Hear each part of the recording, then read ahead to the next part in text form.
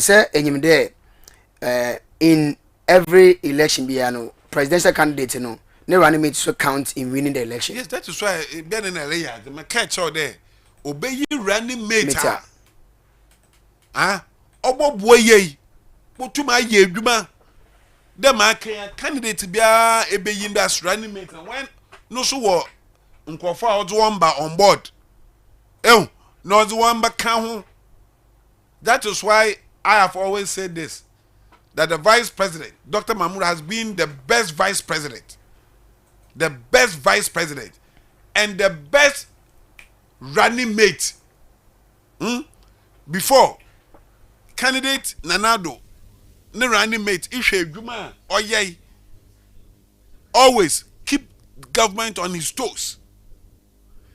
I always tell Ghana for the MPP full opposition yeboa wo man ne chechero ho yei, but ya no mi wo opposition na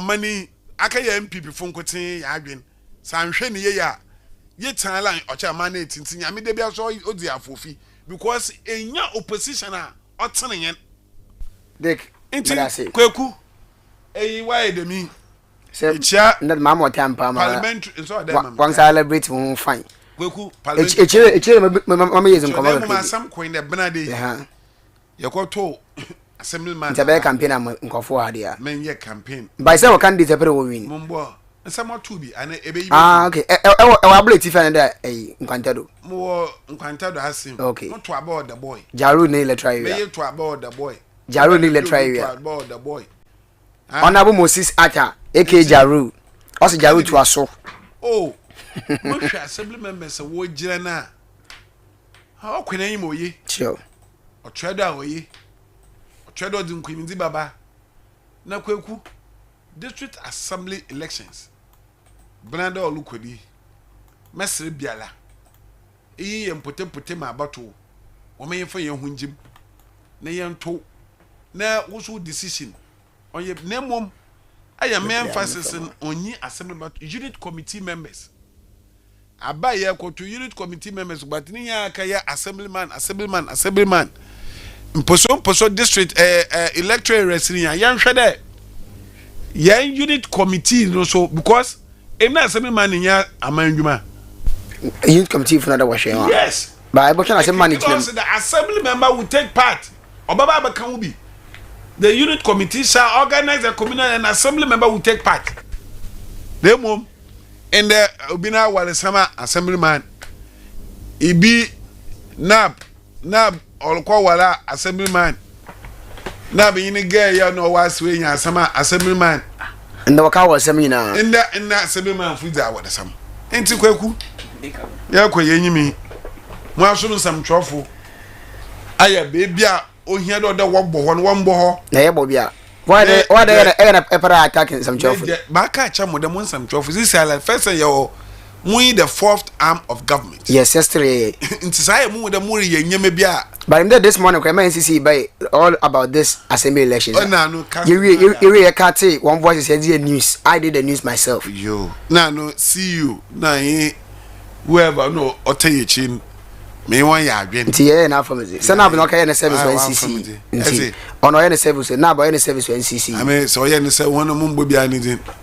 Me yan de ma ya ade. Na kweku waso ayere kaso ko straight le yen kan ye aba na maka mon ko straight oh ye mon sam trofin mo na mo tenten se Ghana obedi ye ya mon sam trofo onko ye ya mon sam trofo nti that's ma so me da say and so ma men dan ko fu bi ase ba na brede wona say ndo dey come one celebrate one fine ne ja wal fe mamba bi se aba ntana ashefufu ne wa wona wo boboom ebusuan afa na afa nyina wana wo ha wana wo wa kwantum wo chapo square obaka ho ma meja awal de mama ba efua eswan meda won nyina ase ya menya wankese menya akwanje ya bicycle no faso yin free see you mi chew mama nkama ase me nti meda wana ase ebusuan nyara meda wana ase ya mensha wonya ma so meda ase but before we to esim ne yezi isi won nkomo no minimde pay the judge traffic light na won come on na won sem Atrama can so many inazi. Just yesterday, I made a passionate appeal to the two members of parliament. Last week, Friday, Kampana Masha Samarkan. Sounds about me key. A good suggestion. New deal Crampos the Jada Kasay. There, MPC being on ye MC one come now one find a lasting solution to this traffic light issue. Just yesterday, in KB and Kentas and Papa Gabatana was in there. Cocaine, when accident to another cack abrano. I watch and go. I want why watch and go.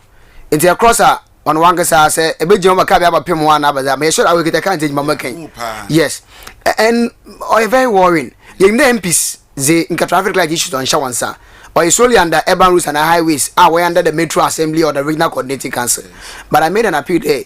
At least one so will play a role.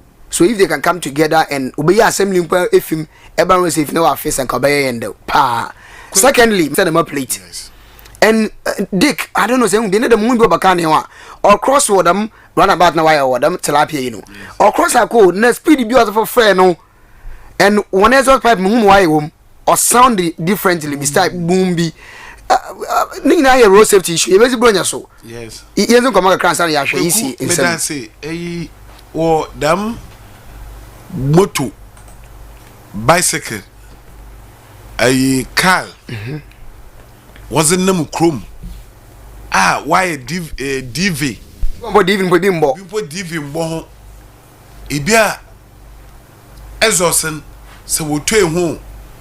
Pooh, and an answer saying there 4 days ago.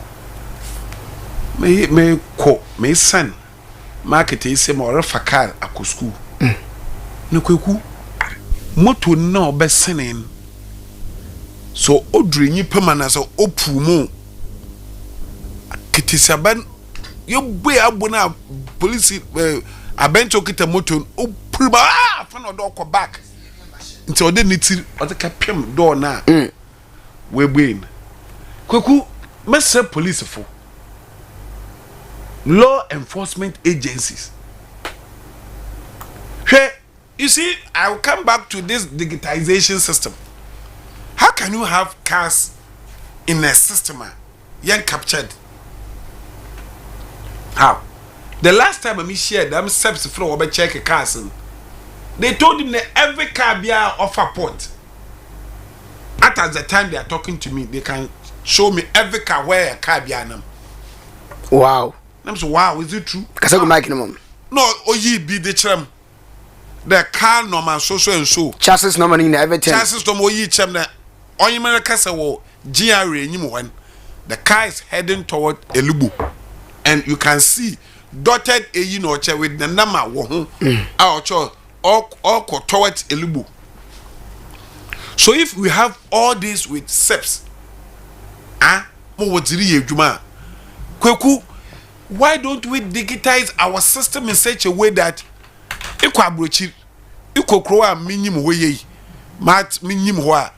you see, the very moment you beat a traffic here in not in any place than South Africa. The moment you beat a traffic here, Africa, my friend, Africa, Europe. The next traffic you are arrested, or the next day,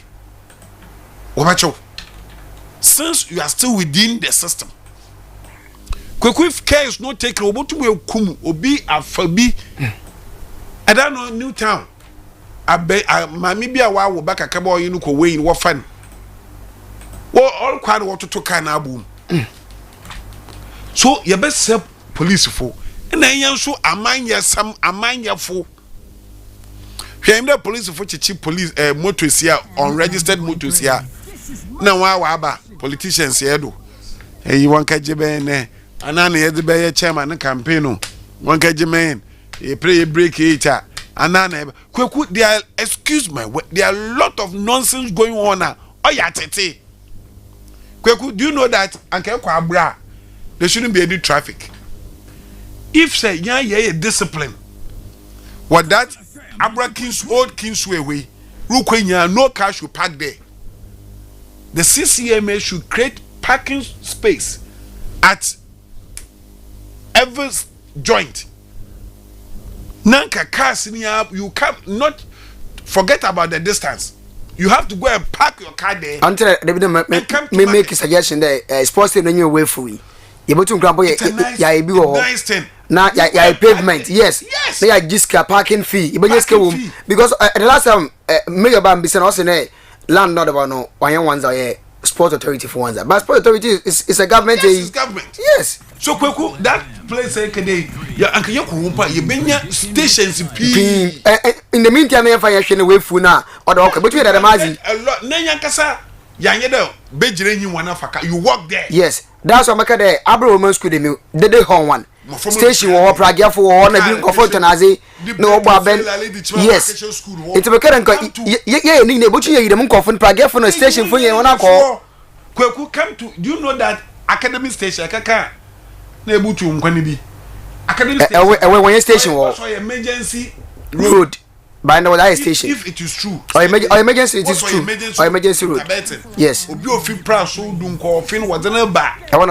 the easiest way to go.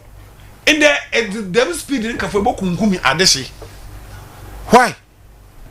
Into Kweku American DV cars away and DV motors are one number 121 na law enforcement, no so politicians. No number plate. Kweku. Or politicians will do the work. That be a technical class or down. Kweku another one, or ya aye Juba, Mama Umbo, my way Juban on the moon. Ainza Aye be. Na eye bima and ye ben. But then can freado. About some day. Pay me no son about. About some day king. Damn no my debia you show Hana why I'm now in Timham. Portos summer bay. Look at him. Kweku even just this afternoon grab up abo na abado need am bo na abado sina mambo abambo ade mercy dem na yishia and I just am retay some watch some kaka mo technicians no man kan am maka che wonder say why na say less than 3 months 4 months no you road to be man you be just keep contract no you see ya ade no wa atom na ye ma onye the existing one na be afa de bia maka na masem we free do ye we on dey ma thickness en obobur existing one no do oburu do kakra ibi obodo an inch ebura wo ka tie na fro kum yes no and I'm not come on dey aha it's mesam there say ye kwana say ye improve on the improve sport wana if possible ye nko from kakra Mike number decide na say if possible ye nko from kakra nka ho okay say ye kwa the height of improved sports and ye bia na 1 inch messed there mama yankwa chocho 1 inch na anum na yem feeling na yemfa a bitumen yemfa ngodo okay messed there yankwa from be half an inch nka ho ama yen feeling ye compacting na ye de bitumen luguda ye bogudu ba wie no yin the existing road in ayina afa abade do pepepe. Yes, it's a banker asphalt of man. Oh, yeah, asphalt. Martin was the Mokan or a double a planning in over way. Instead of 1 2 now. We could yet know a summoner you show. That from Pedro Junction. I'll call Uncle for Junction 107. I'll call Uncle for Junction, I'll call Bomwa, cutting or landward you call. Yes. My highways Fumpo, but my key. Go for 1 stores, now 1 down stores. My a shoulder no can. Ni nyina no ojoko so na we hoping that oba beye we ya betan there sram se wale ya bedan ya me ase na ya toto yen so a ye be na abamin yen wo boguru ya toto asre me gizre MC na nkoten so ka na wo su kebi na obi a su kebi zamtwafo mu kebi a ayi oyeye ya meka wo bi asama boy tinasem de bia me fa us country broke or no country broke we all day inside yes of course inti Kweku ye da wase so da masem yim da no baba ham between am na mbe de kobra wa ha da me mesem yim director of contract yes yeah well yeah contract demonstration asem ne bia asem now ye show traffic light no oh yeah this are traffic light Kweku traffic light what ya say excuse me, what's with train cables? We must say electricians, electrical contractors, engineers. You see, Bibi Demona yet the alternative biaba.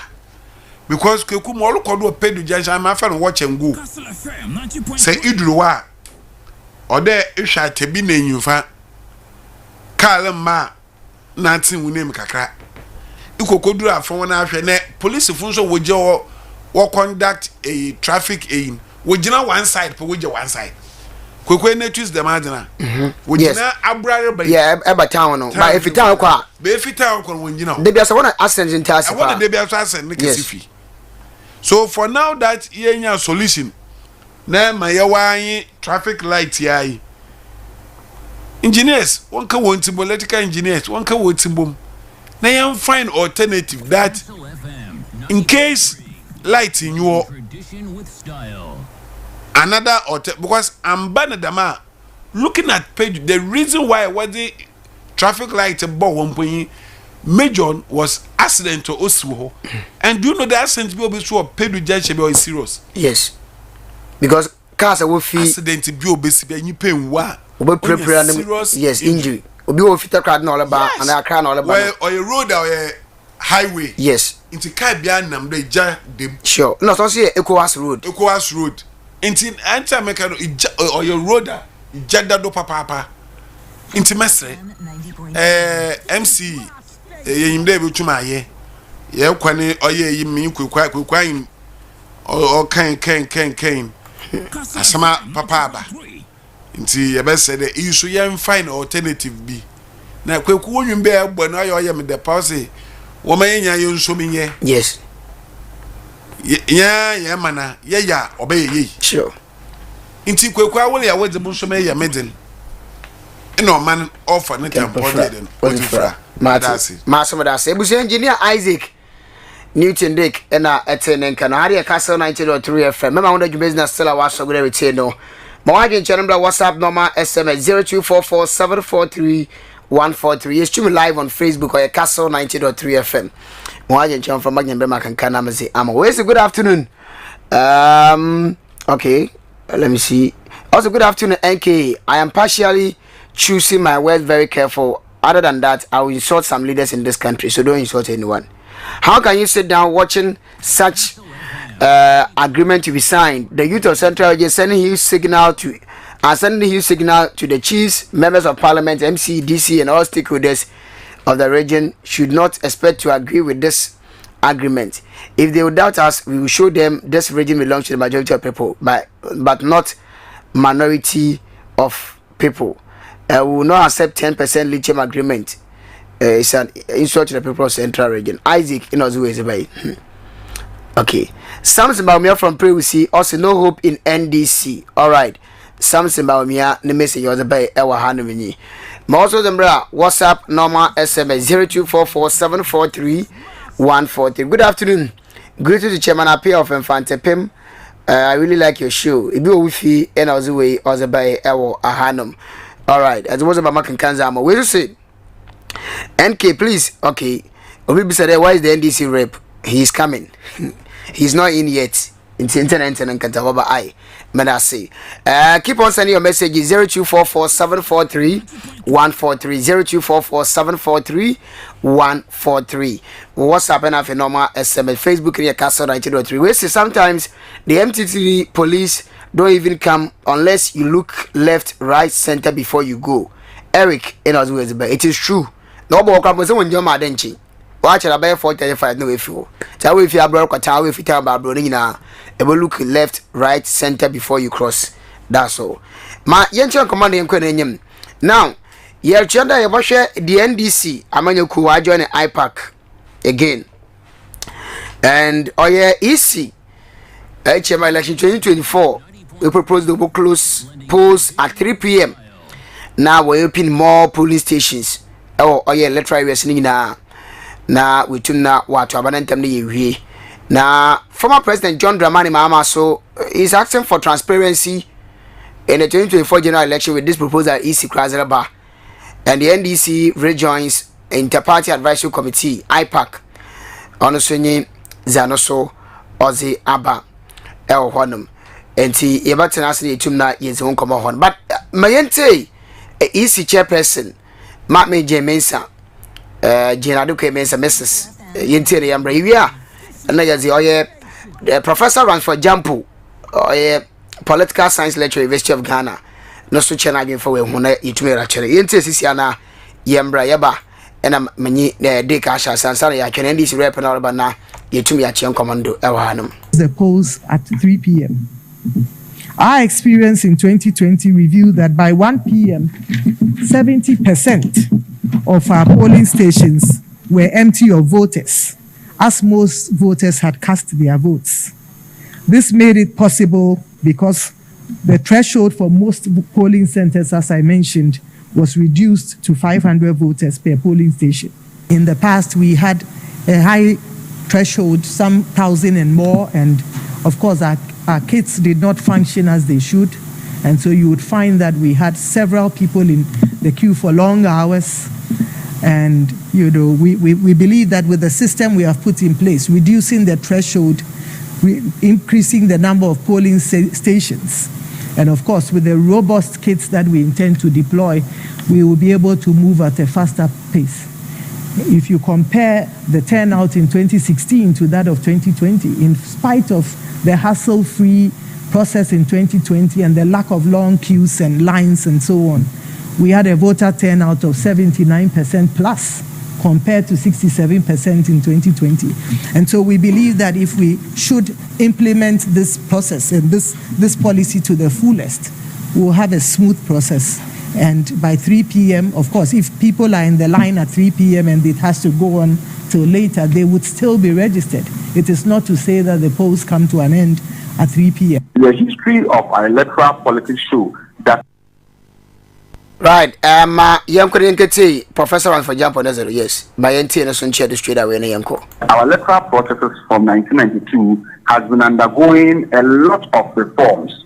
But there's one area that has never been reformed. There is one area that has never been touched in our quest to fine-tune our electoral process.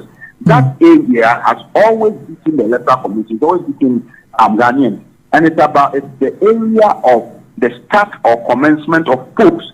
Every election since 1992, you will have instances of late start of polls. Every election, you have instances of late start of polls.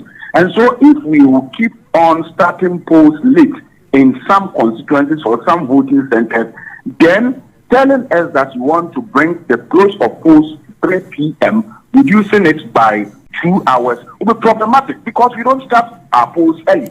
Right. If the Electoral Commission will be able to put in place mechanisms to ensure that at all voting centers, materials and everything is there to enable us to commence voting on time, then we can take a look at the proposal that has been made. Other than that, then I think that we haven't gotten there yet. And Ebusia, Professor Ransford Jampo, and Etienne, Professor of Political Science, yes, or lecturer University of Ghana, Legon.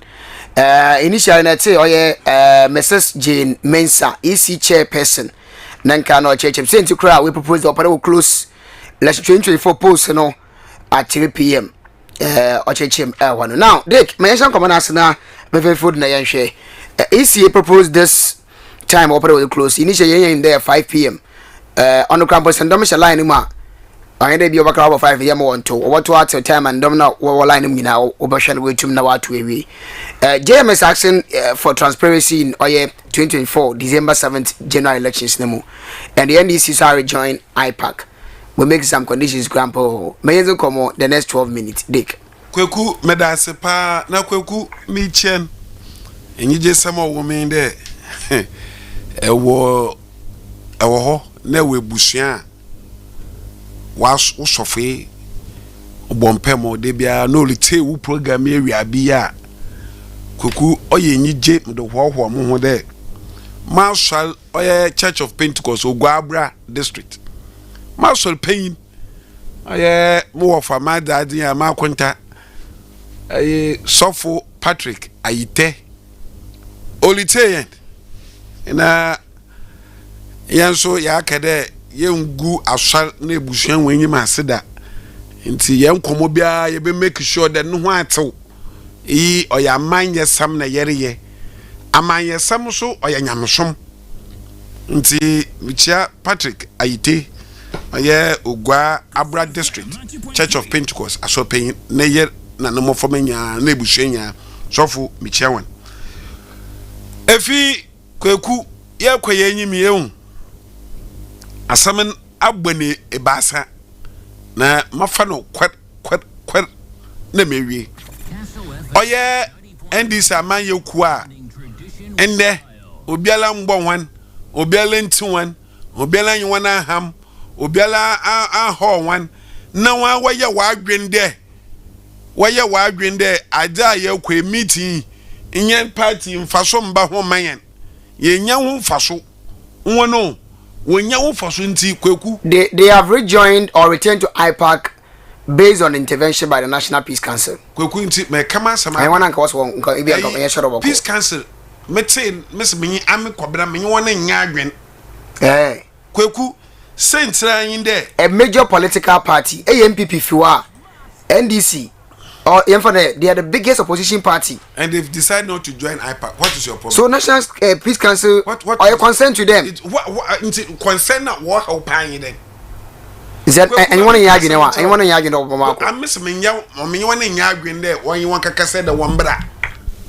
Kweku Yekwe into Kweku, sister, when you want to work a Kastle Peace FM 90.3. You see, it's a private. So when you Peace FM, so Nkedun Komo, National Peace Council. You see, Obiala Mbo NDC for in 2-1. Obiala you wanna ham. Then they decide that for us, we will not join this committee, IPAC. You join in the bill. Saint trying there. Yakwa yepede electoral commission ojiyen ye na adwen ojitum embiri p MPP yakwa IPAC yan electoral commission yan ne nya adwen but yen kede meeting yen ko the moment you decide that 1 2 3 enkwan na efimin you remain quiet, you keep quiet. Oyaba the IPAC in 1996 no so in a manyafu ya kwa IPAC ya kasa wanja ntum ya kwa wanje tum ena oya opanyina na ohwa abato de membered oya wo for Kwadwo Afrijan olbamen oman oboboyan kokode dam IPAC ya jijudi de bi no asem odzebaban oson as a political party yakwa IPAC oya nyina dwen na yakwa aka kire onya da oya nhye constitution wo onya da oya nhye ptp the electoral commission there yenu sushi ABC jitum ana so there menji ntum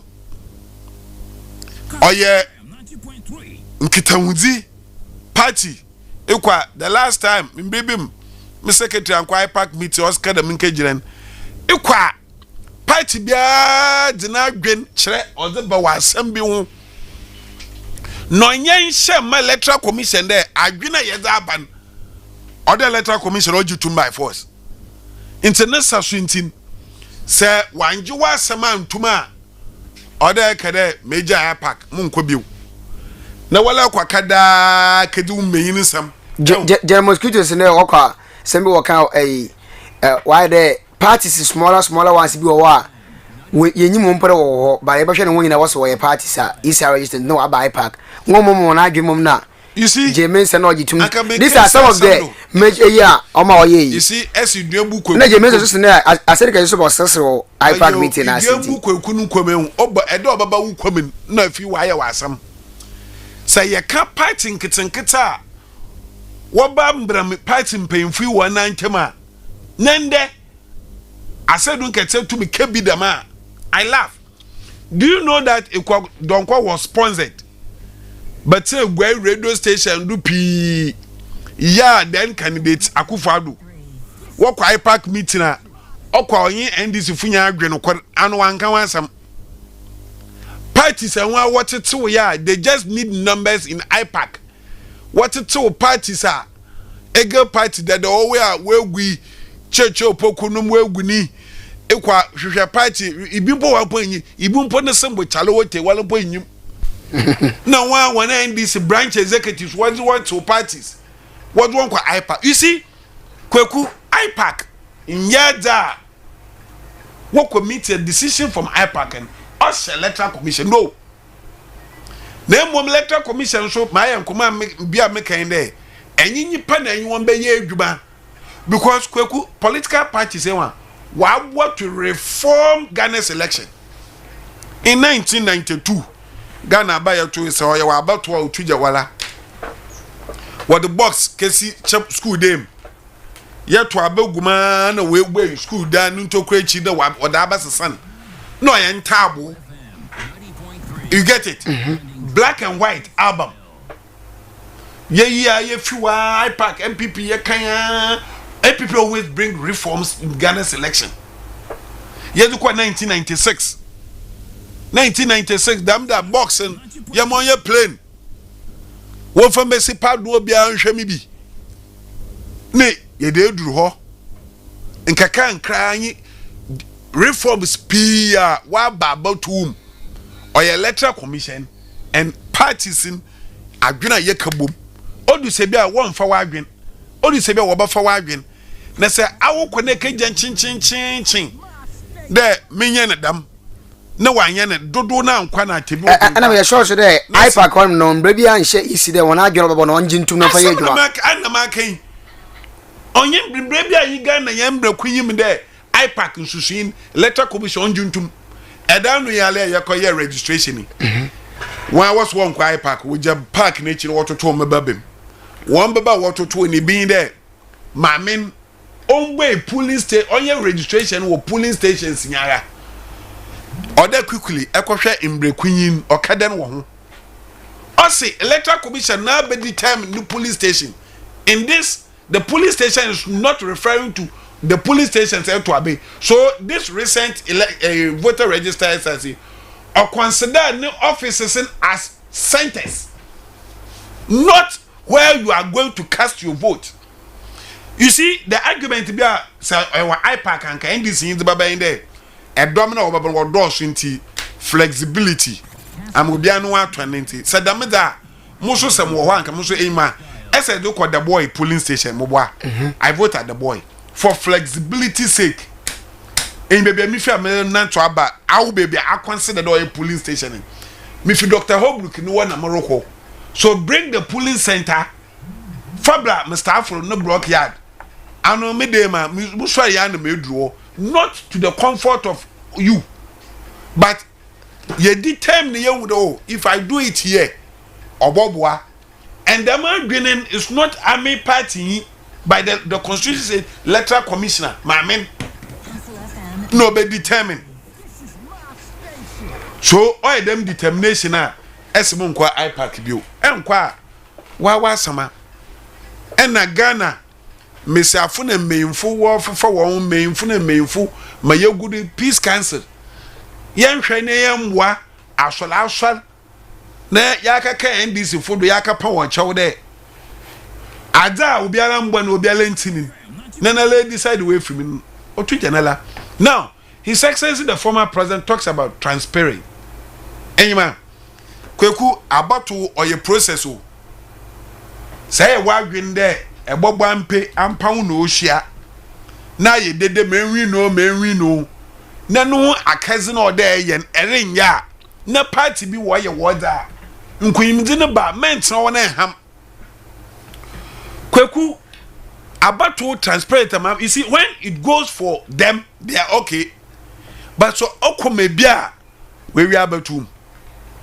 the madza no amanyefo yeye Ghana boko sem adza kweku party bia ya menwa Japan osun kokoku MPP why na mo nya there wa abatu sem pepere yem we hwe de we bu yesem wo bu yesem 2012 yanye dede kai yanke kekanyama enya kokko yakwen ye de calculator ne yebobobbu ma onka yeye yakoso Ghana okunyine mbran yakoso ahwei.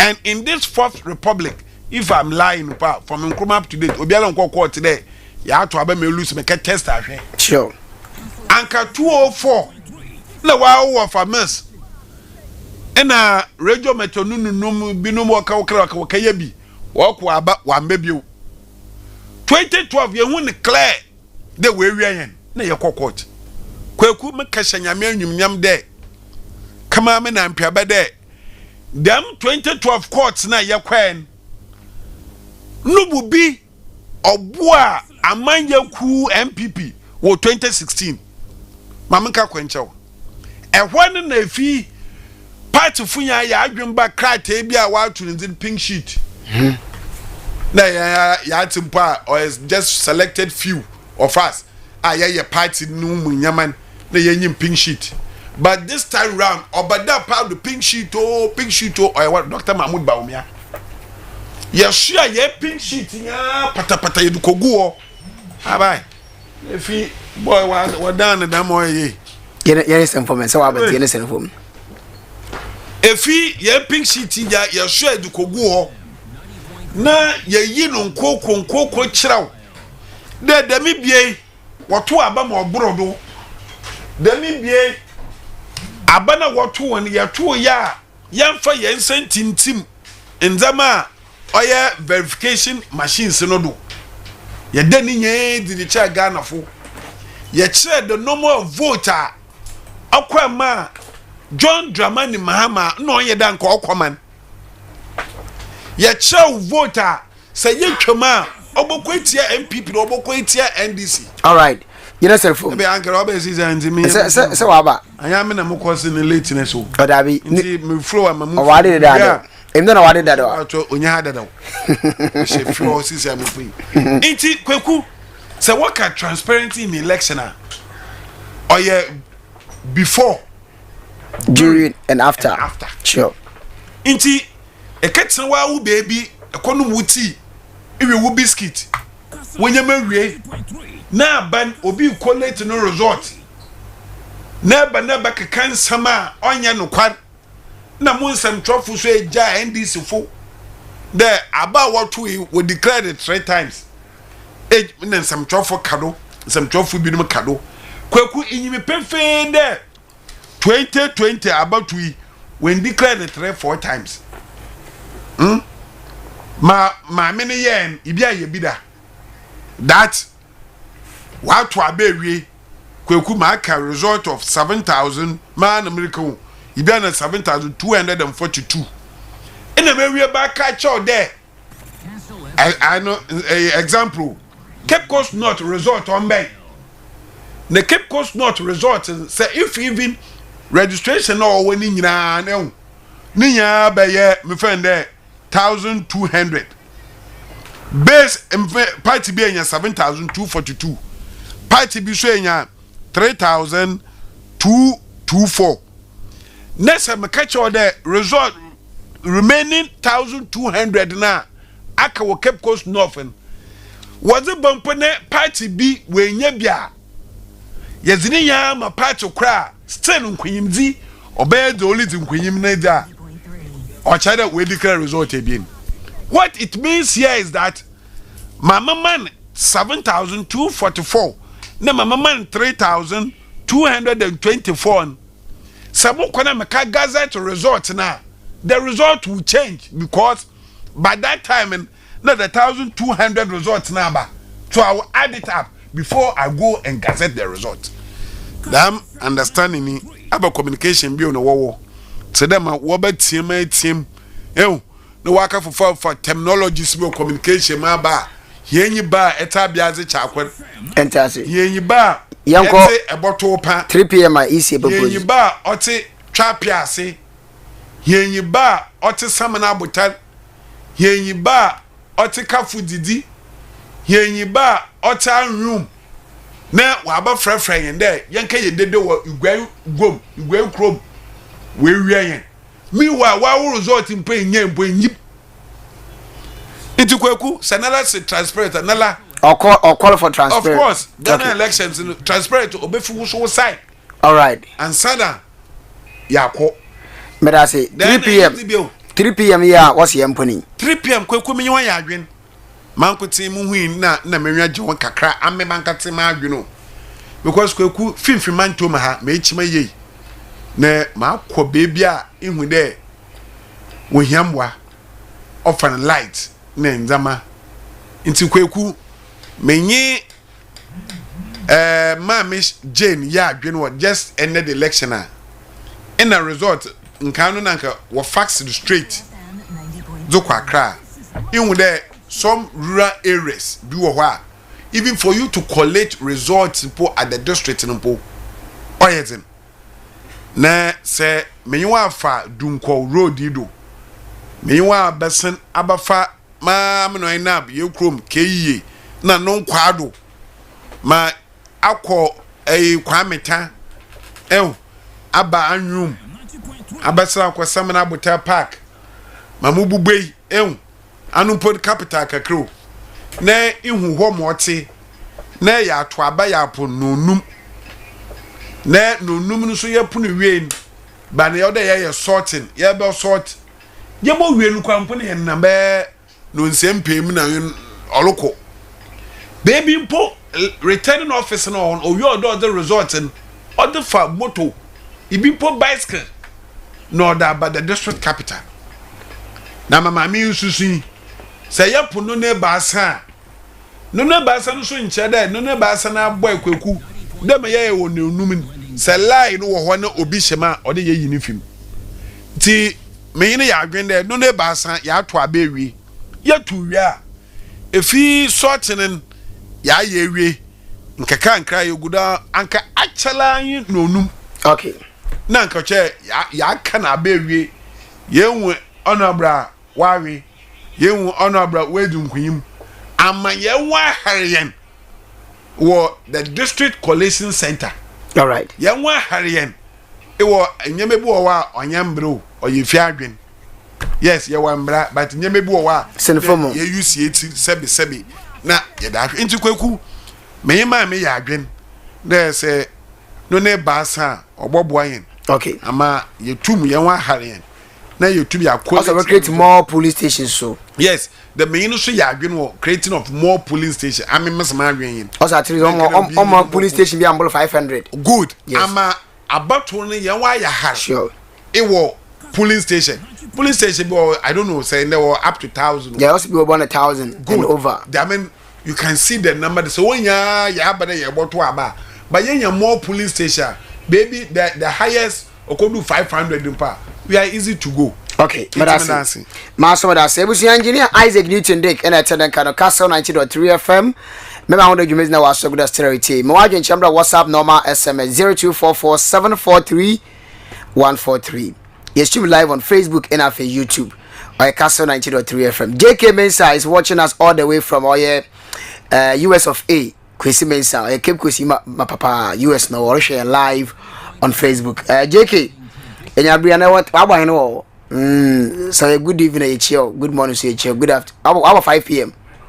-5 nti yefa about 3:54 ewa ha nti yet to 5 ne fi enima waba no be yefa by 11 a.m. yes nti yefa about 11:54 nti good morning enkwana on form ye pa hwanum commander Tenasi commander new din combination ewo fi hadum or deputy director in charge of interparty CSUs and other interest groups in this Amane Central region. Watanasi and a member of the regional communications team. Commander, assalamu alaikum. Wa alaikum salam. Na mpomo den. Oh yanko pante den yimpa. Yeah, da yamiasi. Afisha paso. Afin komati. Degas na late into mom channel na. Mina when time I celebrating and some fine pana. I am fota. Yes. Ejambo yin ho andem crazy ho. Jaw mo onye. Okay. Wa sama sort na za fine. Adani name na we bubu nti. Okay. I sent message there 10:55. So about 10 yes. Yes, until 10:55 a.m. Yes. Okay, yeah, okay, well, was the kind of man set for the representation and shadai nanda pedenka yama surprise. Yes. We had wanted to Yane Deputy Regional Secretary for Eastern Region. Waba. Kede Boate. Ochina, yes. You may be or how chinanti or ha. Dinanka ya pedo no ya dan oba na at least onye cassette for you busy come but communication and shadan ko ye amayen nti yeah sorry there ya but no there we are more be rational maba nti won fan chain on CBM kwegu eno kwa nyamenyim ni electoral commission MPP abani create obakadama wasasa nyane democracy no peda wasasa no wayan ma awope kwegu there is no force in democracy baby anyiwa democracy ne wa obezin sha to be do that by force ada ya damazi nti what is this use of mepede yewiantam amawayedan epede wowi abato wowi nantam what do you hope to gain as a man crofo we tum wayedan wa kanantam mbisa samo no ya adesan wowi ma electoral commission also the previous ones na wayen adesan in wowi but say him there baby wa adesan light ko benyi wada kan kwan pora oye zen mo hon ibi wache was one phone torch and we use torch light na aze but at least yapon 3 and ka 5 pm zin ka still ewie no de ka kai benya kanye da kan the menu anum ya wa pa hwanan ma wode hon sinsani in the year 2000 MPP fu na waka cha won supporters da awe generator ewe rechargeable light awe lantern ewe da menza ma kaza o makane ni nyina for polling station nya ho bia onye MPP fu na waka ntaba sama ba Kweku, I ask a simple question. Mr. Abazipa no yenhye in our electoral system that an electoral commissioner should be interested in that me pede what to happen we wiantam to gain what? Or a delegate elections sir. Elections sir, you cannot predict in what we call the turnout. In general elections, or difficult to predict. Even though even this level elections are some of the pundits when you're correct, because you can just look at the previous elections and as maybe at our projections. But when it comes to general elections, when we are talking of change, a man for what about based on Ghana na dachi. Baby, I hear many years here. What is the rush? The other yet to abani yewiantam na yakwa here plane luta. Yet to abani yewiantam and here plane luta. These are some of the policies enwa. What an nkakan kakra metida na koba ka bibida no a peace council should not be interested in the seemingly tension between the electoral commission and the NDC. Nemo oda woko here gay wasam na waka. Since when peace council when ejuma no oye limited to gay no other related ills in the community. Since when no declare the mazen that the peace council should not bakweku I can Jane Mensa ne statement na 90.3 play crampoma no the statement no okasa ma NDC akana the abazi also there she has missed NDC. Yes, I saw that. She has missed the fire. She has missed the criticisms of NDC. Yes. And we need those things so that we will have a harmonious system. And I said there, peace council when you. Do you know the time our electoral commission wasn't who proposed was to come out peace council that they should intervene? Do you know the time peace council was here NDC? What be someone why? But so on who no mugasa. What will make Akufo-Addo appoint Obi to electoral commission? Not the mean Pakuna Bakacha, one of the players in the election process in Ghana. Or a threat to democracy of Ghana. Electoral commissioner. Okay, and see, these are the words of Mr. James. Also, we missed the fire of the NDC at IPAC meeting and we invite them. And even with NDC going back to the IPAC and the Krano, it was Reverend Dr. Neso Edujemfi, our chairman of the National Peace Council, no appealee to the NDC to return to IPAC to help them build consensus. So it was after Madam James or chairman of the party, Johnson said to me there. They are going to they are going to accept the appeal from Peace Council now join IPAC. It is only anyone, maybe unsteady Ghana politics. Every year, every election year, the National Peace Council, which is a creation of the Constitution, our program of them are political parties and the Electoral Commission. Every year, what would make the National Peace Council sit somewhere and think there? If there's a feud between NDC and Electoral Commissioner on count, and do you think that National Peace Council, I am what there, that a whole Electoral Commissioner, Obutu Wakada, a political party, today NDC, or a threat to the democracy of Ghana, and you take that this statement, or a light statement into Obikan Winyard. But why? Kweku, I'm telling you that 2024 Ghanaians have taken their decision. Or you change, yo. Or you change. Into the wind of changing means that the NPP will not be in power forever. Kastle FM. Kweku, Miss Asamo. Since when a sorrow or a crime? But it's a babyness, yeah, serious business, accessory. Nah, serious business, Yeah, discuss issue related to elections. You are the same person telling us that I park now. I can widen the chain. I can widen now. Political parties when you to me, I will be here. You know what I'm saying? Quick example. 2018, when the Electoral Commission tried to create new polling stations and electoral areas. Yeah, IPAC meeting and then the stakeholders meeting was summit. Yamina Dom Mokobi on behalf of NDC, me penyin kokwai. As at the time na yakasan, I raised an issue. Issue I'm raising no asema Americans obi na wo meeting asen, including Mama Brothers and so ote onyim. Problem na wo hwan there. Eko abra. There were 2 electoral areas.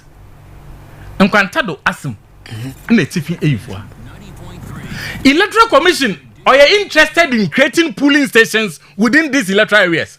But irrespective of the number of voters or the electorate in that area, Electoral Commission is already ready there. Obama who new electoral area. Koku Pocha Tasam na Makanas. That I'm near Bomkol. Oh yeah, in Chamuna no Baye 1987 now. This assembly concept in a Baye. Okay. No, watch him. Okay. Bisinda. Say Padudu hin na wabamo. Say Impani ya hino. They are interested in moving polling stations from abandoned school to Obinifie. Electoral Commission. When you raise such an issue, no we are not catch out there. The decision has already been taken in Accra. Meeting na yakwa ban faso. So we take decisions that there is no need there. I'm giving you a practical example. And the man me am UK MPP representatives were there. Political parties, Cape Coast, Nananum, one representation war. Then one man was from the Christian Parry. Honor about represented the commission. So when me raise the issue no, and other participant, when you the dynamics in Abra, and I said, oh no, then we need to look at it. What's I should speak to Asansu to work on it. You know, me him yezu hukobo. Yezu hukobo. You do baby aro kobra dati ye bed. As you wire on baby. That is the end. Kwego. Enye danu ya na political parties are sabi utafet ha ho wombo musu dem endi sa agbo musu. When you Electoral Commission call IPAC waka discuss limited registration. And Electoral Commission kada obeye no what district offices. Political parties in the kitchen there. No, I am the more the how baba. No, say there no, but trying to Obasana baby. Obasana baby, no, what's the under why announcement today? Work carry registration. And you're done here. Bear 2 months was a day. Yes. And the MPP for what's there? The men the main now Electoral Commission or ya or your man. Now you want to organize it like my vote count Tibia. No, was there then? Were you not in that position there? Certain decisions the Electoral Commission were taken. No, when you're on your home, only thing I hear that let my vote count. Why is it that in the Obi can want some Nampakono Electoral Commission in plain language or Sanaroba? Electoral Commission insulted NDC. Kwagu, any time I can some of the proposal Jane Mensa time no war ayin. Ni proposals to the reforms in our electoral systems in Ghana.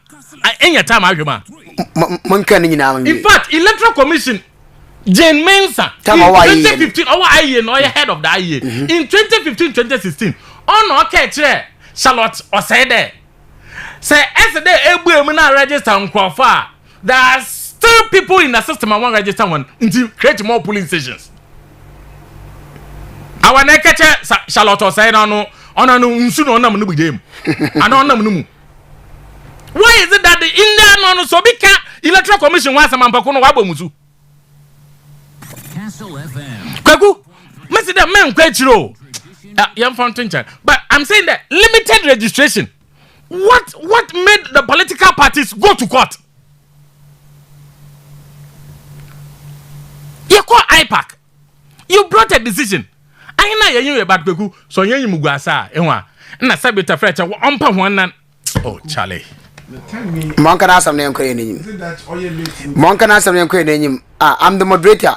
Dick Abana Edema, and no. I'm the moderator. Allow me. Don't ask me. I'm the moderator. I know my time, so I know that when I must open. Please, I am crazy. You I can say for almost by 20 minutes. When time I'm Mazraman until you're crazy.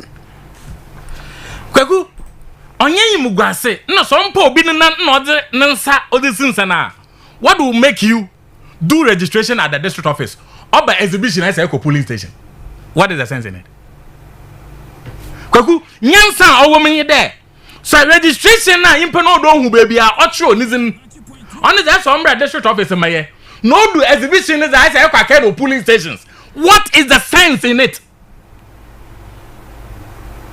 And to obi obo complaining mpakona abomusu. Kwaku yima. There are a lot of things in our system. But baby I henijina go ekudun. Say every the battalion of army officers are what guide the electoral commissioner now that alone should tell you there. Or ye BBA a man from one play. Manka Semencho. Since 1992, ye creative Obia Onyumun in Central Region. Scoreboard and no way no Victoria Park. Every constituency Nazibia Bobia watch on wado. At least no what phone or watch on wado. Victoria Park. Ntawa peniki jona e denehwe. Yedu baby, we introduce the fax system. Fax neduma oya there. The fax system does not work only for the parliamentary elections. Fax nazo oya there. The presidential election and constituency no oya crossing one.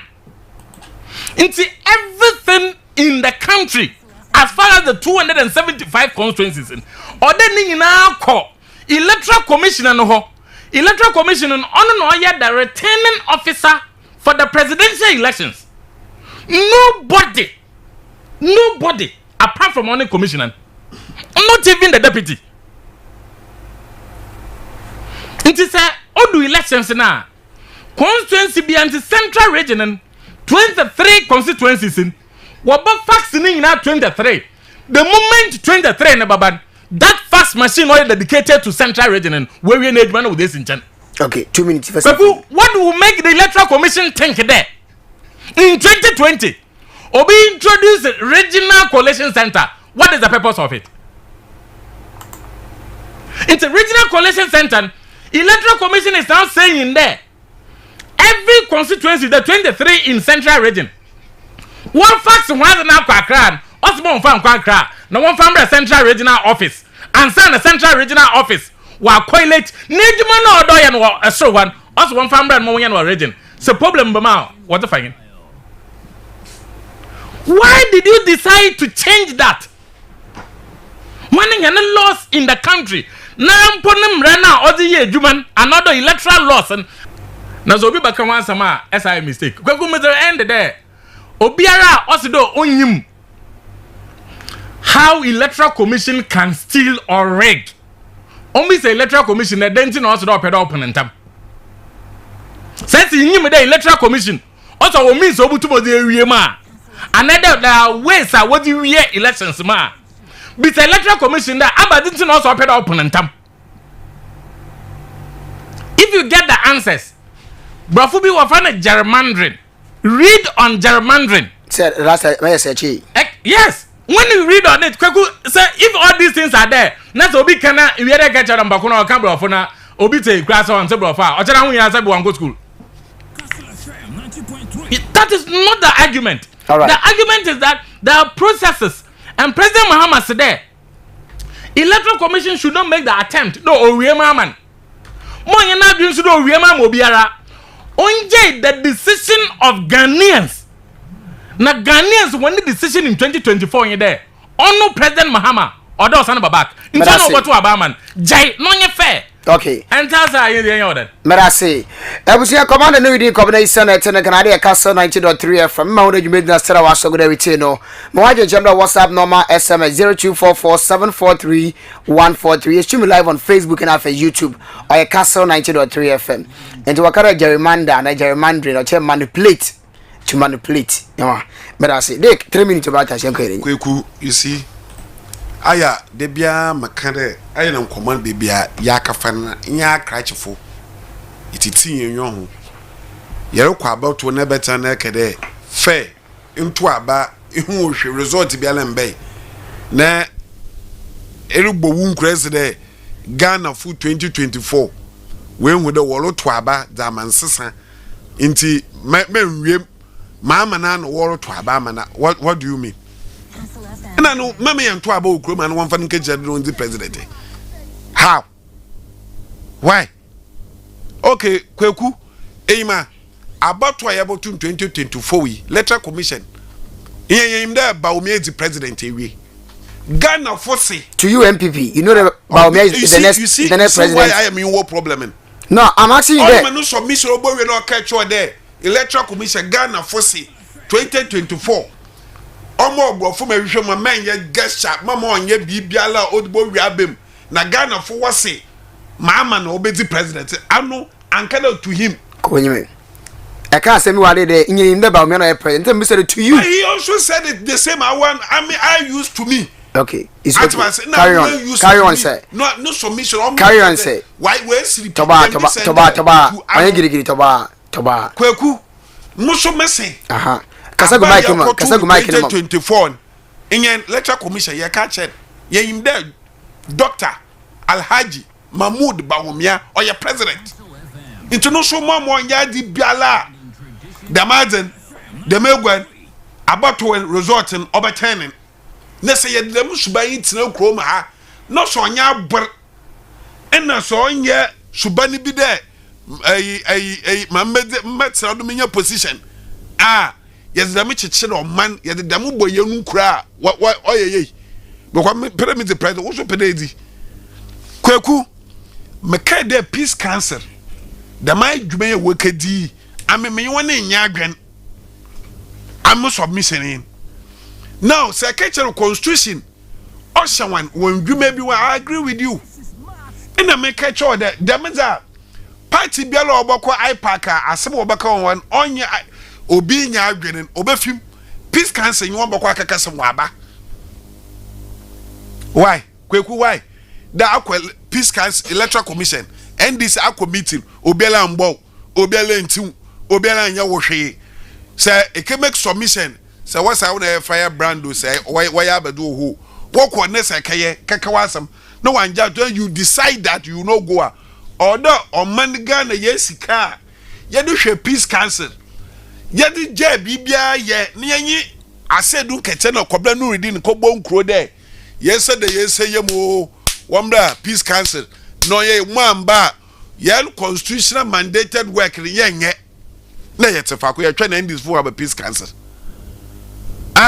Kweku dem na ntetea wode baga shubana Ghana wo pre ye komenyin na no Ghana ye wo dwuma ye o Kweku who said there okay kese bi ye din hwen but I know you very well o say electoral commission ye proposal da wo boto aba no wa penetre a bisa say ihu e kwana wo for no wia be ma na no kebi electoral commission say nta all bo pen 3 o'clock all because opro wia be ate were you listening to him?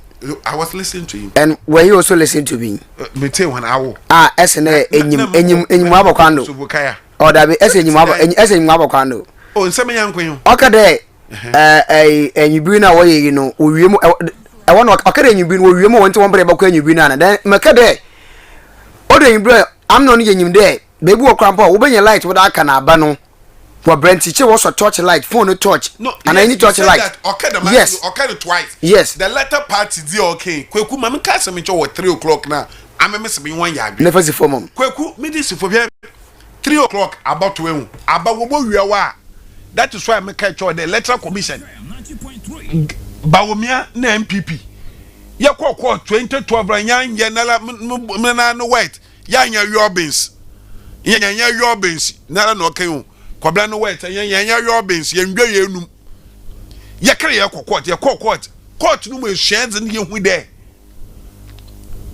ABCD ya won hweye nti yan kan cho de chief wa fa na electoral commission ma me ko no kwan owia MPP is that not it so osro adedaya bia so de sika botwan ma wodi ya onyen so de wodi bi be yaw we as a morty. You need 2012 years a reunion. Quabna, maybe the pain. No, one can electoral commission or this electoral. As some cause MPP electoral commission. And this electoral commission no bear now. Nala boy police station time another pen. Quabna or Quaman into Quabna into Mancashi. And there it's a gum. A turn by year. A turn tomatoes. And there, Oje Chima Quabna time for electoral the same electoral commission. Do MPP electoral commission. All right. So what to about 3 o'clock? The what can I? Ni agent on you know obi. Us we win. Nti ni agent will not be there. No what to about. No what can about. The agent will not sign any pink sheet. Just we win. Kweku. But I say MPP. I gave you 3 minutes. Yen MPP. Wapa about 1 to 1.12. Kwabren. And you want kaya you put about 1 from Queen be 10. Enyen. Ya bat so ya hwaban wato makasa Mahmoud Baumia 2024 inshallah abana yakoto monto no ye na adwen there Dick what I say no reading blame na you can 4 minutes about us you can yakoto about 2024 what time as may with what time as it's okay but I say no reading 4 minutes well it's unfortunate when you blow hot and cold in one breath and as there I want MPP for no 3 p.m. now peda wo obo na aban oya wodaw oyemo. In another time, says there, so open 12 umpa, oyemo. Which one do you want us to use? Ewa, that be into Mumbum. I am a time. I did say a pretty chain was more consider be 5 seconds. Be Kwegu, I'm the discussions in Anna, my jam there, power, Ewa, do ama one pedo will follow the President Mahama, 4 years now, Ozi as president, were appointed. NDC communicator and Katana Electoral Commission. Now one of our points now, always party in the communicator. I could ask that and a question. I'm asking you because I don't know any party communicator. You know, such a what brown half year. What's in the radio? Don't defend the MPP. As the way every appear him. Dr. Appear here no. More pointy. I could go there and waste the time or the master me. I demand more hope before. Because this is an obvious thing. Everybody knows it. Ekasana why is he Dick? Masro, Bojopa. A corner from Hona, more doyen. Nasanya some no waba. Dama discussions on appear him. Ya, or appointing him two. The discussions were centered on appear him. Even though one lady, no papa kwana why ambassador, on the Kraman Vumbo will limit the discussion. It was appear him. Why don't mayor submissioner? And you be a bear or that's some yachipin appear him. Why be on some yakin ye? But what Kwegu David Wafandan Bossman Asari. In your catch MPP NDC there where you threat to Ghana democracy. Electoral Commission in India can be that. From 1992. So that time, you know, what you were doing, were actions, and we been at no a threat to democracy. He has that right to say it. An action. Yes, maybe one movement, you want at the chair where a threat and so An actions. Yes, make sure that someone action to the market. I'm make it a statement. The last time I want my point to as the spokesperson for Bossman Asari. Why can't I do to fetch as someone other got him as someone's a choyo? Ya. Why can't we, I want the work catcher non patch out on two patch on my account. Man, also back at here actions. The actions of NDC is to raise concerns. When's the Marian Kokumatina? Mama, one typical example about transmission of elections result. And one of them is that because Ghana presidential no oye one constituency, the return Kokumanka Semencho, Electoral Commission every election year or appoint returning officers. The returning officers and where you may is to supervise the elections at the constituency. Inti parliamentary no ya returning officers and when asuzi. And now presidential na oye the commissioner. What made Jane Mensa decide that regional coalition must be created? Oya badinsa. Kokom da some na make na answer. Mama say some. See it say mama no submissioner. Ose there so okonufa. O manzama bebre ya basa na binum so bi awiem na no kekeka ho. Nti oni nti na odiri be awi abe. Kwako anka na asam na okan no wa. Nti me bisa there. Awa wadwene your wode elections won wiem. Bisa electoral commission there. Then ti na so the 5 p.m. Other by 3 p.m. because they have adduced reasons. Okay. No, Abobuama, the mean women, Oramba. And Obisa Democracy and I said, Sir, and Tassa. Electoral Commissioner, no can you? What's the new reason other by 3 p.m. there? Abobuama, the mean women, in young Yadam and young Yadamana Bazi. All right, it is yesterday and say rigging in elections, I say. Gerrymandering also and Tassa. That's so impanel waka the Masamia. If it's a regular and Kwan and Kibis and there, then to see 5 as about 3. Nonsense, Osabama one tells you that electoral systems can be manipulated to favor a political party or an individual. Come on, I'm say. System for me. With such appointment, Shakana what for that? What did you Charlotte say? Njemna Charlotte said that as at the time away in the petitioner, one of the petitioners, no way. If there, I tell someone. 9 people na abakwa sam na watch owi. All right. Mami border Zoom lion a minister. Sanitation minister. Sisi Adapa. Na be na wewu mo wesie no on send ni sika. Mada say. Nti say obi so wewu mo wesie no to me send the petition. O de kama na akufo ado. Mo to me ginado o di Charlotte Sefi wa. Na MPP father wa party no way no wesie ya. Mada say come on no we dey company say na etenenka e wa hadam no. I don't have enough time but let me quickly replay James and someone care about this 3 p.m. issue. No? Polling stations were empty of voters, as most voters had cast their votes. This made it possible because the threshold for most polling centers, as I mentioned, was reduced to 500 voters per polling station. In the past, we had a high threshold, some 1,000 and more, and of course, our kits did not function as they should. And so you would find that we had several people. Kastle FM 90.3, blending tradition with style. We believe that with the system we have put in place, reducing the threshold, increasing the number of polling stations, and of course with the robust kits that we intend to deploy, we will be able to move at a faster pace. If you compare the turnout in 2016 to that of 2020, in spite of the hassle-free process in 2020 and the lack of long queues and lines and so on, we had a voter turnout of 79% plus compared to 67% in 2020. And so we believe that if we should implement this process, Kastle FM 90.3. This is my we'll have a smooth process. And by 3 p.m., of course, if people are in the line at 3 p.m. and it has to go on till later, they would still be registered. It is not to say that the polls come to an end at 3 p.m. The history of Yes, it was here. Message in Mensa and I tell I want you to straight away. Na yenshena 5 p.m. na no sir. 5 p.m. no bodon go put you. Mamanka message is mbra. This one says, okay, Kwesi Mensah, share from US. Also, greetings to the NDC rep. Okay, Mensah failed to look about the problems that have been occurred during election day, such as electoral materials, networking issues, breaking down of the machines, but all your interest in closing early. Also, Mensah should be aware that the number of registered people has increased and not based on the last election. Yes, that has been my question.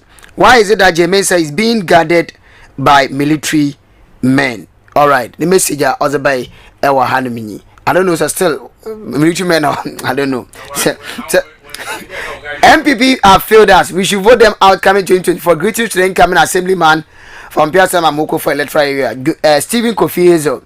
Kwesiata inside Bofi do not the way as by Ewa Hanum. Okay.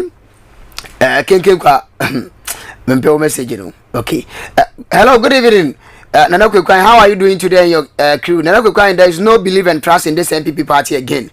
Elephant will go to bush if God permit 2024. Otuga, send me on the bay. Also greetings going to hardworking assemblyman for Anchor for mental electoral Emmanuel Asamo Kofi. And also message in the bay or Ahanum. We say the growth of Ghana will not be improved by politics, but we the citizens should help ourselves in our various communities to improve it, because the accident going on in our on our various communities can be solved when we the citizen being an asset but not liability. All right, we say God should have mercy on our leaders. If it is the news of our death they want to hear, to the extent messages of to extend messages of condolences to our families, then they should be rest assured that we will celebrate their death if it happens to them. The impunity in the system is getting out of hands. Fix our traffic light. Hashtag. Okay, thank you very much for your message. Mr. Host, look, let the MPP man know that Baumia is the best vice president in corruption in the history of Ghana. DJ Simple Asebu, and I was going to Hanum. Mr. Host, good evening. Former President Mama, former President Mama 24 hours will lead Ghanaians to hell. BMW Baumia will create more jobs for Ghanaian youth. Vote for MPP. Amen. From Mr. Whiteman, Mori, the message also by Ewo Ahanum. Good evening, Mr. Rose. We, the citizens of Ghana, are going to vote to kick this MPP government out. Whether the electoral commission change the time or not, MPP never again. Doctors from Nkamfwa, the message and also by Ewo Ahanum. Also, NK, tell the MPP people that they will never come to power until they change their mind and do the right things. Okay. The next time for Uzne. So the NDC thinks their own proposal should be the one the EC should take into consideration. There are other existing political parties at IPAC meetings who also think otherwise, so they should give us a break. Why are they always on the neck of the EC anytime election is approaching? Have they forgotten what the Supreme Court said, that elections are won at the polling stations? They should keep ranting. Defeat is waiting for them one more time. Richie from Elmina and also by Ewa Hanum. Bro, live from Kokodi, Abidjan, Kwame Broji. All right, thank you very much for your message. Mamanchi Adwana, your name straight away. Ewa Hanum. We say good evening, NK. I think 3 p.m. set by the EC chair as closing time for upcoming assembly election. Waka assembly, and assembly election is 3 p.m. My proposal. It's not appropriate time. Also December 7th, Norca. Greetings to JDM, the nation builder, Honorable Ricky Hagen and Honorable Raga Amando inside at the saddle. End of the message way also by Ewa Hanum. Good evening, Mr. Host. Greetings to Chairman Appeal of Infante Pima Nuridin. Mr. Host, it is clear that Mensah has an agenda in 2024 elections. Still, Man Baba 2024 from Ibi Wifi. The message also by Ewa Hanum. Okay. Ish, the strength of materials. You again. I have my own money. Kufadu once said he will build 350 senior high schools from scratch. Okay. Okay. My compliment to President Adombama. I'm Professor Atepo of CCT and Dr. Kwame Namintenya Kong, alias Cape Coast North Van Dam. All right. And TB from Cape Coast. Also, good afternoon. As humans, death is inevitable. Once born, definitely death follows at another time. IPAC is a very important committee that ensures fairness between electoral commission and other political parties. If any political party feels they are not treated fairly, for instance, their concerns are not considered during meetings, what stopped that party from opting out from that meeting? Government in power must not forget that one day they will also find themselves in opposition and must expect to be paid back with their own coin. Now that party in government think the involvement of opposition parties are not important. All right. Kweku, who is Nuruddin? He's very intelligent. All right. That's all. Message of the behind. I'm listening to you live inside United States of Emisano. Greetings to our guest Kwesi Ando. Incoming as a member for Emisano, Amwanda electoral area. Argon and also way other by our Hanum. We're in the traffic light. Why don't they do it solar? It is solo or is solar? Good afternoon, Mr. O. Sometimes they talk as if Ghanaians are okay. How can we keep MPP in power again with this economic situation? Please, Dick, your party has failed brutal. You go to opposition, come what may. Ajwa the messenger Ozabai Ewo Ahanomini. Good afternoon, Anna. The creation of regional coalition centers in 2020 was a strategy to rig the elections, which worked perfectly for MPP. It offered authorities the opportunity to change the figures on the pink sheet to favor the party before transmitting to Accra. Kwesi Bafo from Oye Amawoma UCC. Naza Ozabai Ewo Ahanomini. I cannot read all your messages. Your messages are very lengthy. I've told you. Every reforms under the Electoral Commission since IPAC, the NDC opposes. So this is no news. So far, no polling station is more than 800 votes, and that is why the Electoral Commission want to create more police stations, and every police station will have 500 voters. Why should some of us clap for NDC to go back to IPAC meeting? Okay, all right. Thank you very much for your message. Now, if you have your Facebook now, you can Facebook. Yeah, your Facebook. I cannot read more messages again because of time. I'm why I cry. Okay, I'm going to be on the sheriff. First, good evening. Amando. Let me say, my WhatsApp already. Thank you very much, Amando GH. Robert Youngson, also I'm watching you live from Cape Coast. Is it Achikili? Atantri. Is the MPP guy fighting? You should know that they are not going to get even 45%, so he should cool down. All right. These are the messages of our Facebook. Thank you very much. Also, MPP, wake up. We are suffering in our own country. From Kenkekwa, aka Boganga Fufi, the message of the bay. Now, final topic in our FNC about this lithium issue. The likes of Oye, Sophia Kufu, former Chief Justice, NFA, so lawyer Samokuji too, any IE, NFA, the minority, and even NDC, every concerns there. This Barari agreement in Yanakwano only in the best interest of this country. But doctor says some is on Jonah, you know, be a urban mine and ma, that's why we do me a pa. On a chance to invest of Capus. Only the Aussie or allowed abandon for this dealer, abandoning Barari lithium company on Yanakwano, my mine. Yen lithium, our Ghana, especially Central region, our Hanum. Nudin. Yeah. Maybe 6 minutes. You want to mess with Benayenti. Yeah. Okay. Topic is we are on your 6 minutes topic. Yes, but yeah, by watch it. Next week, I buy a review.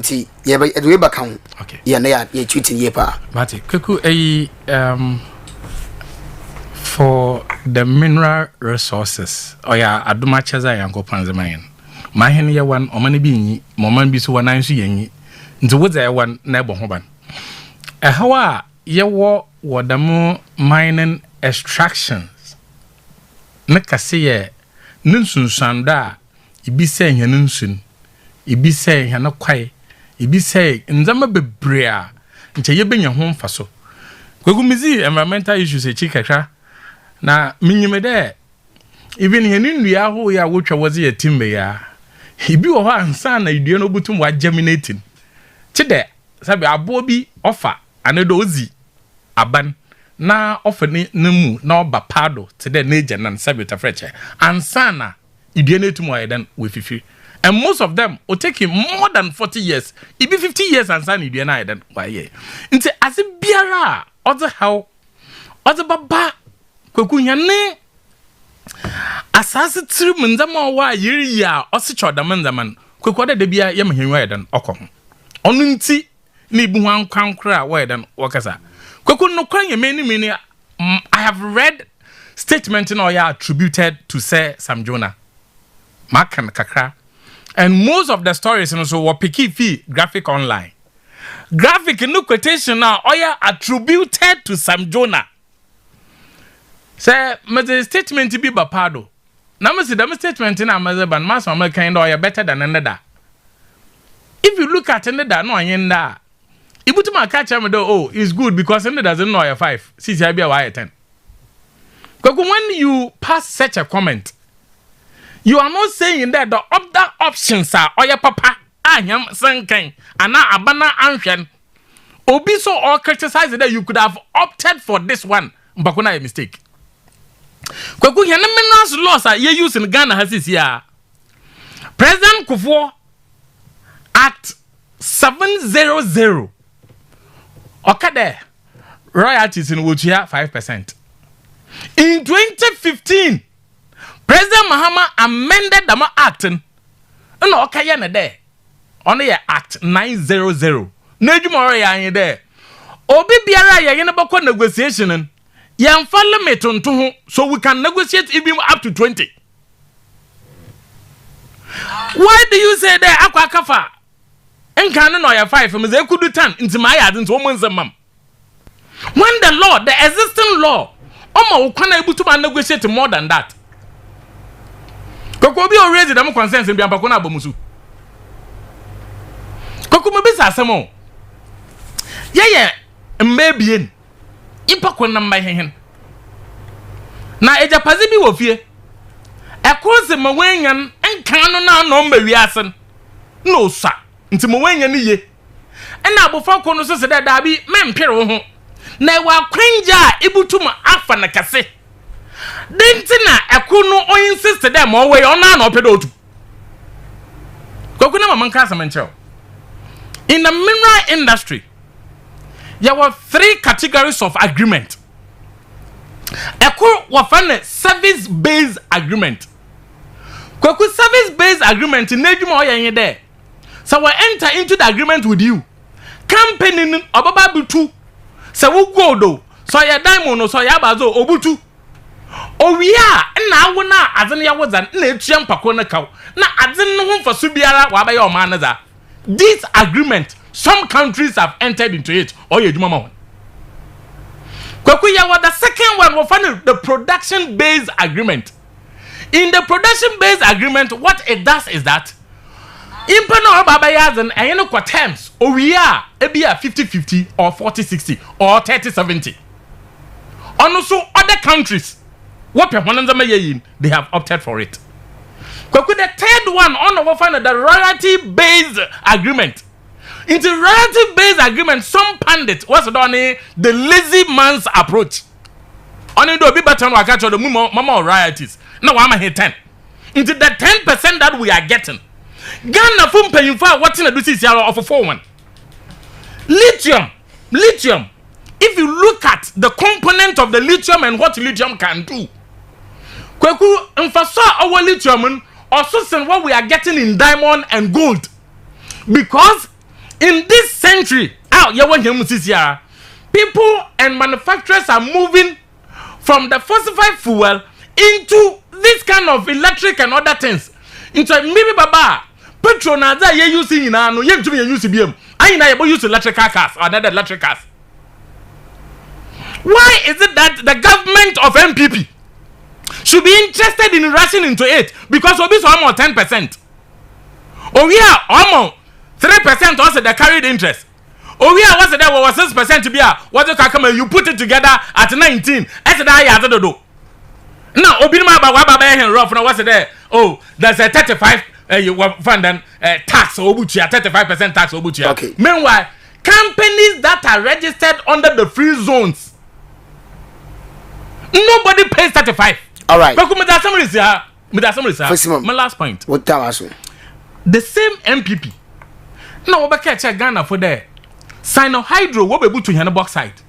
Now one of the requirements in the agreement on it there, or there was a refinery in Ghana. Now we refine the bauxite. And for the matter, yes. All right. And suppose I watch as the O2. Now listen. One to you. Refinery one to you. Meanwhile, agreement now when you China for the yen. It is in force. Ghana is paying the $2 billion to China. Madam Commander. Oh, yes. Next week, I'm the heresy. Lithium. The same MPP for what I can share the agreement to me there. Or there was a refinery and Shadamon concert. It's a refinery in the company name, sir. So even the burden of the refinery is not mandatory. All right. Into the company can play along with us. Madam say, Commander. What is the meaning of this? Next week, you have a budget among comedy. Here and the review about it. Madam say, Dick, 6 minutes. It's like concert. Then we find a way and come and defend it. Say you can't party where concert party. Concert party. Nah, if MPP a concert party, who wait to describe NDC party more what it? Kwekuma make us sembinchro. Quick 1, 2 minutes. You see, once some truffle mu binom. Hey, why is that every day we are attacking some job? Some job you hide with that. Yeah, hide. Once some truffle binom. Me you see kase binom. Ama impression be a cook team there. And this for they make point and sebi fetch them. They make sense that any other political party. Okay. It is because why you knowing now in some trouble binom don't keep them to their toes. I bent him by the pain or and onyanu po fi kren. Abra ma appear on him that man from BA appear hini was started the day workers already don't know why you there or your politics what as usual trading mark as usual one can come in work come out so the perception is there is that or you know quite what to be the audio couple by there papa ninja or radio station or defender saw some of the videos miss audio yes all our studio I went to Facebook a rep for MPP yes of course I saw some who told you that video no but the man came out to tell you that day that one call as a rep for MPP I saw that video it's also in the video with that video but the man came out to tell you that on you quite or yano what baka chain or your patron you see yeah kasa na wait you no when you come to my studios what you do to be frank with you 100% I don't like it. You always try to incite listeners there may fair to the MPP and some of these things I encounter it is normal to me. I'm just asking you there mama 6 minutes that time in you know you can't lithium wasem. So I'm asking you there, are you going back to the already because you are about to say we mama tell me fuck lithium wasem. It's still you are on easy asem no do. Let me take 2 minutes. What 2 minutes can I answer that though? Into what time somebody fima? What time somebody fima? But catch them there. May I fair to you? What time so you feel? Young queen anyway. Now what am I here? Young queen. It's at the best judge between me and yes of course they know. Some of these things that you are doing it is bound to happen. I know. No, you said but come back. The man some my address and my belt. Young queen. It is also a give him. Kweku also be a catcher one day where try to gather democracy. So that makes the man an MPP person. For December go chrome. For December I want you my dimpo wall kaye. That 1 year za osha about todo. All because akwa akajuti anu. Akwa aka wade beyema. Za wado swo na akwa nkaya. Are you not a threat to Ghana's democracy? Kweku meka cho do washambra ma Ghana ya na yesa yebra. Embra washama nyipa. Nyipa so na osesambra. Kweku sa cancer. Yeah, regional coalition. What is wrong with it? Ne you hired regional coalition. Who reps were there? Nobody from central region. Kecha Ghana for there. Akwa central regional coalition center. Wa man kwam wo wien. Na kweko say you kwana ye wie wo mu ye anka kepko south ye wiem ye win. Ni ya wa asema. Kweku quick one. Na me time so aje. Lithium asa. You see? My culture NDC, I don't know where to describe them. Ghana kroma ha ofan yene ifom asase japade ana Ghana japade yontu oil yanye day what's a comparison from Nuridinu a comparison because you can go born you can go to 20 now one go 20 wako 10 and now wako 15 or your crime into uncle up to damn limit if even we have the limit you go do the war. What kind of story is this? Now, equal neighboring countries, you see NDC, they are smart and diabolic. So when countries are way better than us in terms of percentage, quickly as part of their speaking note would be say, when you believe now my ebodri my young kuma young de kweku ko Mali ko countries binum kwahwe percentage a woli nyefi nzama abrofo wo bebutu asase no do. What it means that today Ghana only at 10%. Yes, Minwe Beni would have wished more to get more, but as we speak today, as compared to the previous agreement, previous percentages are NDC can wasted years. What can as I speak to the 10% for me, what it means is that me with Dr. Mahmoud Baumia as president, me yanyim jonkwa adebachiri imbibi so baba yebokwa yanyim yakwa more than even the 10% we are making. So today na bakweku mamika say mining im dey yebe mining embre pia ya irbe ya heduma nzema your friend in-house services. I'm asking you for kweku we mpa stop in-house services equal mining na wo wo na wayen them contracting canon inanka expatriates whatever was one kofu one was back to the extent that obobe one work clinics one site obafa why work cleaning was one cleaning agent companies no was one back today them in-house services now why one mining company yan should be fronted by a Ghanaian. All right, Ghana for 1 year them in-house services now mining companies what be chroma what be today. Kasa go mic ni mom never see today them confini nyinara Ghana for no other way. All right, next week you and the event here ba na yezi won komo yi. So for me today Ghana here 10%, we are doing good. All right, I'm not saying that the ni nyina gradually, but say yeah politics na ye be comparison. I'm happy naka say no submission or give to me there say previous will be 3 will be 5 for today. In Brandon Ketchup, more than that. That we are Kese.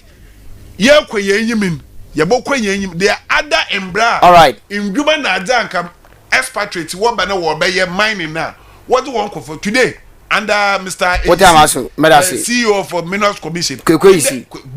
In the Demembrani Choma, in Yankasa Ghana for in the eco cleaning agent. Dick, companies. What am I saying? Marty. Next week, you're banning out here, Medasi. And royalties, no, 5%.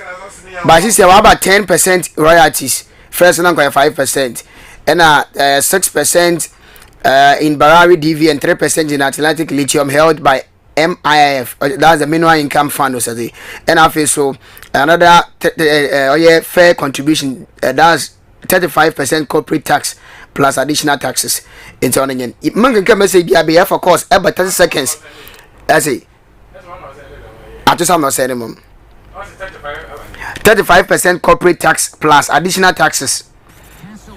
But I say Mumfa message man can message BIBM about 30 seconds now be 0244 408 046 0244 408 354. Na Yamko and L1. Hello, good evening. How is it, Papa? Come about me, pray, see about him come and get to the street. You're going to that way. When you put up a pan or Ben Humphrey, you go for lecture, so no go or a comfort. Yeah, channel do, share, no customer to NDC. Papa, or for a part. One now we could share over the year, no, also what share do. NDC customer, or so, for now, what to do, I say. Mama say hello, good evening. Good evening, Nana Kuku Ahem. Obena, now that I say no mine in Edmund until I'm in 10 seconds. I'm in Tinuama, my friend, and your politically your woman in China. And she shall walk for now. Mommy, I've been in fee percentage in Pudu. Me and Shadan, she shall not let it done. Nana, will processor, what is processing? You process to the final product. And she shall hold you when you're there. Wabaya crash in the BBA where we are concentrating our order to what you are about to know. Washadala, one for the whole plant and Maha. No more we are what the concentrating what I call no career final foundry no one room. What are the mass and you have to be there? No quarter banching, near the full. Your Bob Anthony, your two for where you are. As a German on you will do no Mukurum to make a soup for no. All right. But I say, Master, but I said, my job by fear one day now. You discuss mine in some year. Hello, good evening. Good evening. I 10 seconds, I'm too. You need to have a better dick while we not Papa. Mother, that's 10 now, you know, Papa. And you know, when you're moving here, you will say the thing. We came to a big gate, you have a 10 Papa. Hey, any time you are who nothing. A Pagana for shooting that down the back of my own head. You saw me in 1 2 months about. My dinner, iPad. Maybe I will walk. Now, you get something for that. Instead of down, mental was down. No more. What you do now? Master, I say, hello, good evening. Good evening. 10 seconds. Who's a Mohammed? This is Elmina. Moment, 10 seconds. But the MPP offend reference no here no. All the day offend the Malifu. The Mali na welcome about them. African country, area compiled by the African country. What that man negotiation or connect Africa. I've been going for Dubai and one compare Ghana. You to go Nadia or finish goods into me maybe. You know that my do today or they finishing what's that 10%. Let's one. Master, I say, hello, good evening. Good evening, Nana. 10 seconds. Who's a big Kasafi?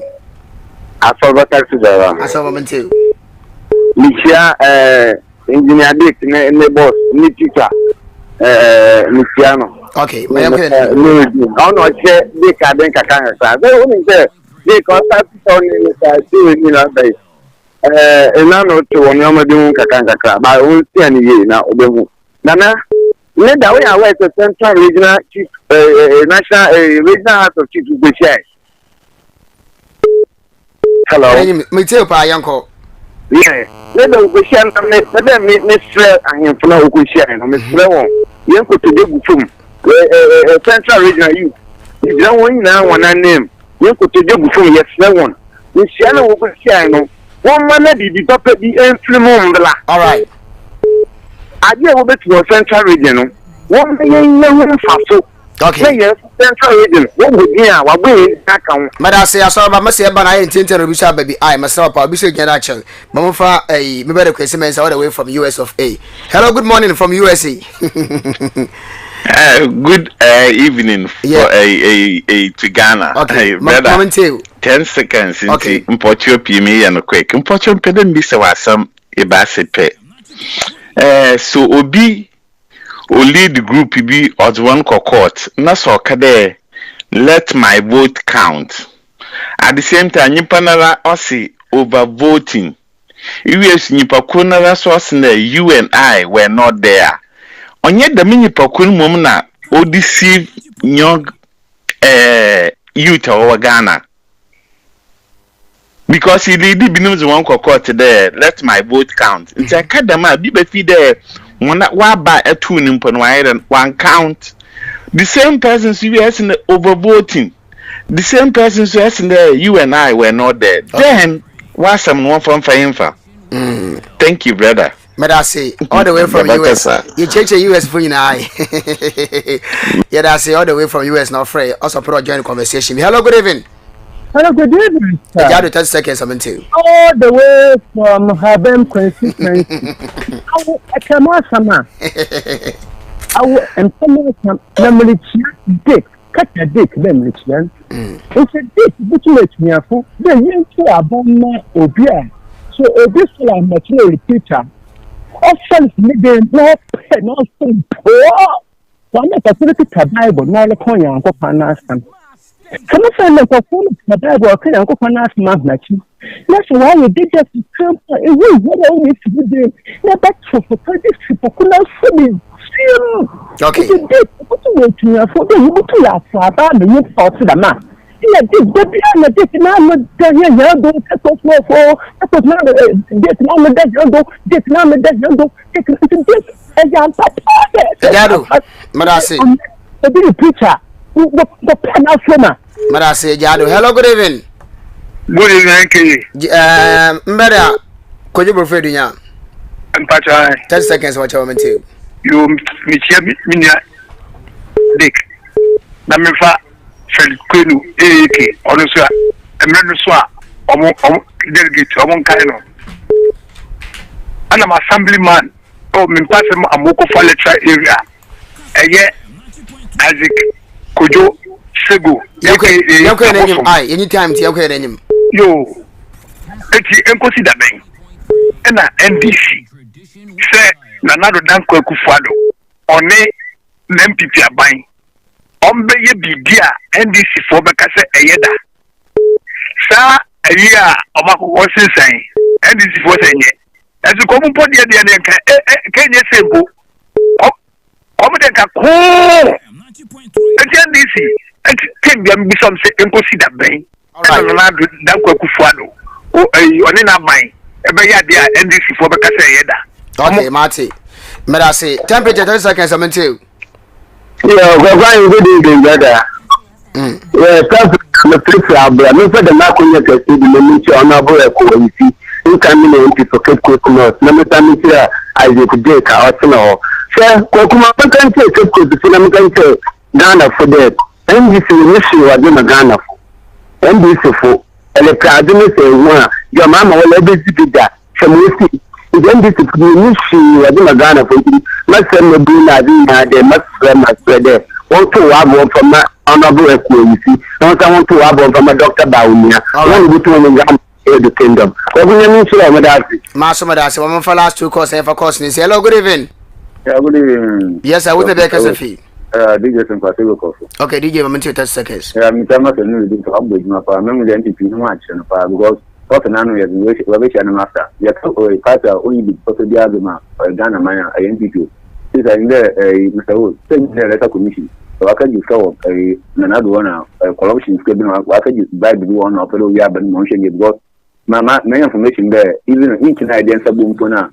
I and so you have a young someone for before. Okay, Martin. Or can shadow letter commission prove you are to them and Mr.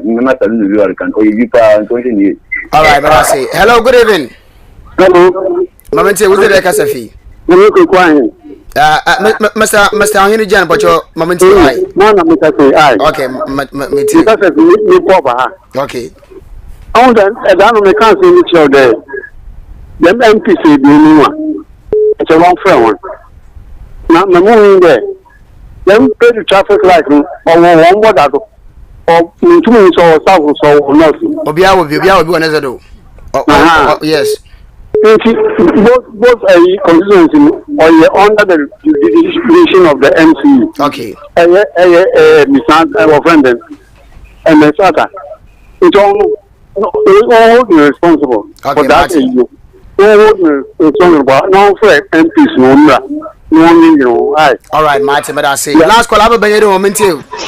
Okay. Young Queen straight away, my time now about young consider. Mammy, you know time I should because my father on the way, Sanka, while I young Queen. Hey, what an NK, Mala Simple and Chetia, Electoral Commission, Molacan, on your own for all for them. And you know, but take decision, I'm a hello. And electoral service, Nankasson, and Blana Lord the Hawk, and your man, no, but check and Mayanya. Another electoral commission that do yellow, you me there. NDC for one as of come. I don't know. One very good man. I some now one very good man. All right. It's a some now NDC for Baka. One very good man. Only to was one but because we can't some none for ye man I pack meeting our band aban for so on okay I will confirm na kokko dwa hom na Martin what I say you focus in your fancy na ya so kwa no we dey no final words yenta ma so na yanko well as at appropriate time you can yes next week you be hear review nti but quick one appear in issue no appear in the video in job out appear in say there one can represent MPP no can represent one a resource person.